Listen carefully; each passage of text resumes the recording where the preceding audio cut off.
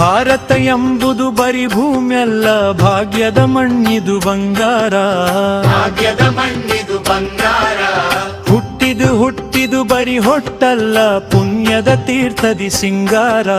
ಪುಣ್ಯದ ತೀರ್ಥದಿ ಸಿಂಗಾರ. ಸ್ವಾತಂತ್ರ್ಯವೆಂಬುದು ಪುಕ್ಕಟೆ ಸಿಕ್ಕಿಲ್ಲ, ಪರತಂತ್ರ್ಯದ ದಾಸ್ಯದ ಬಿಡುಗಡೆಯಲ್ಲ.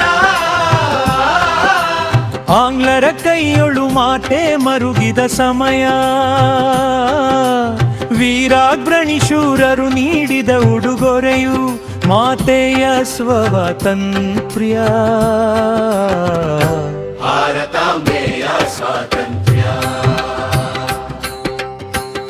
ಭಾರತಾಂಬೆಯ ಸ್ವಾತಂತ್ರ್ಯ. ತಾಯಿಗೆ ನೀಡಲು ಸ್ವತಂತ್ರದತ್ತು ಪ್ರಜೆಗಳು ಬಿಟ್ಟಿದರಿ ಸ್ವಾತಂತ್ರ್ಯದ ತಂತ್ರ.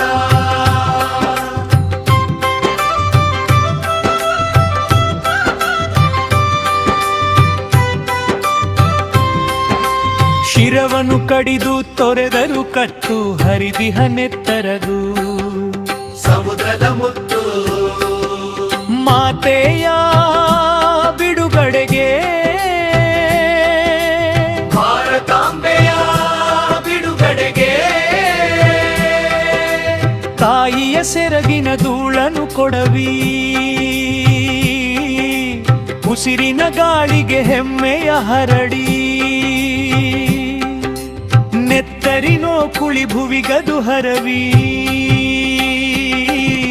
ತ್ರಿವರ್ಣ ಧ್ವಜವನು ಬಾನೆತ್ತರ ತೂರಿ ಮಾತೆಯ ನಗಿಸಿದರು.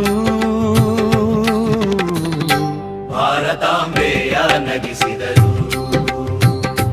ಭಾರತ ಧರಣಿಯ ಜನುಮವ ನೆನೆಯುತ್ತ ಅಹಂಕಾರದಿ ಎಲ್ಲೆಡೆ ಮೆರೆಯುವುದಲ್ಲ, ಕರಗಿಸಿ ನಡೆಯಲು ಕೈದಿಹ ತೊತ್ತೆಲ್ಲ. ಮನುಕುಲ ತಿಳಿಯಲಿ ಮಣ್ಣ ಸಂಸ್ಕೃತಿಯನ್ನೆಲ್ಲ, ಮಾತೆಯ ಸ್ತುತಿಸುತ್ತ. ಭಾರತಾಂಬೆಯ ಸ್ತುತಿಸುತ್ತ.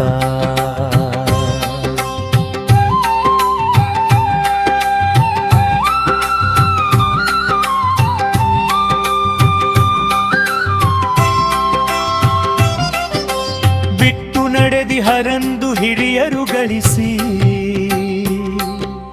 ಬರುವ ಮುಂದಿನ ಪೀಳಿಗೆ ಗಂಧದಿ ಉಳಿಸಿ. ಹರಿದು ಹಂಚಿ ಪರದೇಶಿ ಕೈಗಳಿಗಿಡದೆ, ದುರಾಸೆಗೆ ಬಲಿ ಬಿದ್ದು ಹಾಳ್ಗೆಡವದೆ. ಮಾತೆಯ ಕಾಯುತ್ತಿರಿ, ಭಾರತಾಂಬೆಯ ಕಾಯುತ್ತೀವಿ. ಭಾರತಾಂಬೆಯ ಕಾಯುತ್ತಿರಿ. ಭಾರತ ಎಂಬುದು ಬರಿ ಭೂಮಿಯಲ್ಲ, ಭಾಗ್ಯದ ಮಣ್ಣಿದು ಬಂಗಾರ.